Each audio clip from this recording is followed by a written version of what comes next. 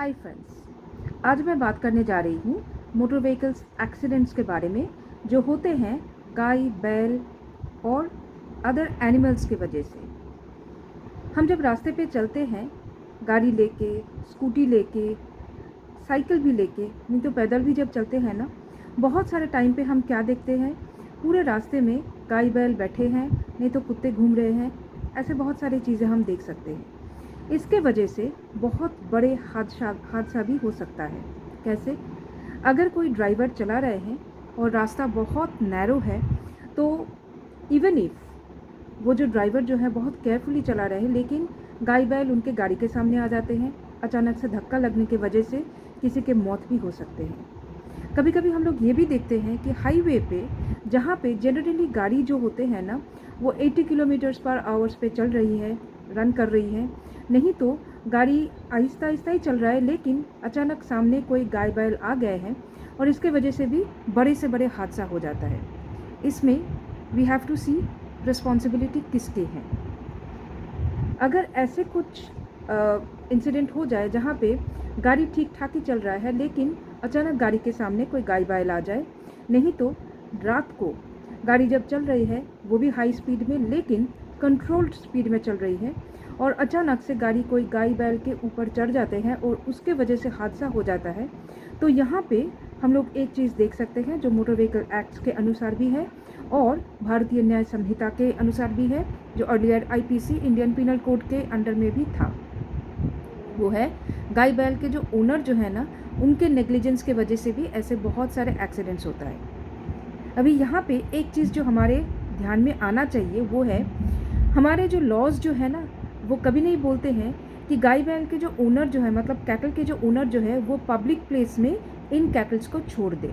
क्योंकि यहाँ पे पब्लिक प्लेस का क्या मतलब होता है, रोड्स होते हैं, नहीं तो जो गवर्नमेंट के बनाए हुए जो पार्क्स होते हैं, ये सारे बहुत सारी चीज़ें हैं, लेकिन रोड्स पे स्पेशली जहाँ पे रनिंग ट्रैफिक्स होते हैं ना, वहाँ पे गाय बैल को छोड़ के रखना इट्स अ क्राइम।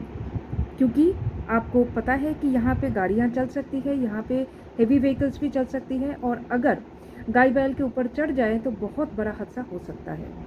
इसलिए रिमेंबर, अगर गाय बैल रास्ते पे ऐसे ही बैठे हैं, नहीं तो ऐसे ही खड़े हैं, तो the owner must be responsible.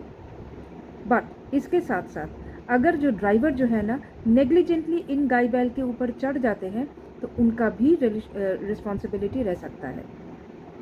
Remember one thing, ऐसे हादसाओं के वजह से गाय बैल ऐसे एनिमल्स को भी बहुत डैमेज हो सकता है, और हमारे जो मूवेबल प्रॉपर्टी है, दैट मीन्स दैट कार और टू व्हीलर एक्सेट्रा, उसका भी बहुत बड़ा डैमेज हो सकता है। उसके साथ साथ गाड़ी में जो पैसेंजर जो है ना, उनके भी, और जो चालक मतलब जो ड्राइवर जो है ना, उनके भी बहुत बड़ा हादसा हो सकता है, कभी कभी मौत भी हो सकता है।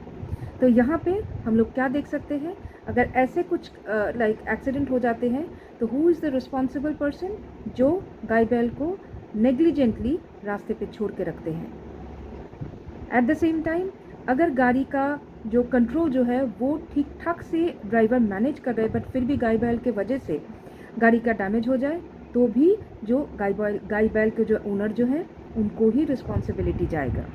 कभी कभी तो हम ये भी देख सकते हैं कि अगर म्यूनिसिपैलिटी के वजह से रास्ता ठीक नहीं है और उसके वजह से गाड़ी का कुछ प्रॉब्लम हो गया है, एक्सीडेंट हो गया है, तो municipal corporation is also responsible. अगर ये गाय बैल लावारिस है, मतलब इनको म्यूनिसिपल कॉरपोरेशन खुद अपने जिम्मेदारी से ठीक ठाक से लेके नहीं गए हैं ना, तो municipal corporation can also become responsible.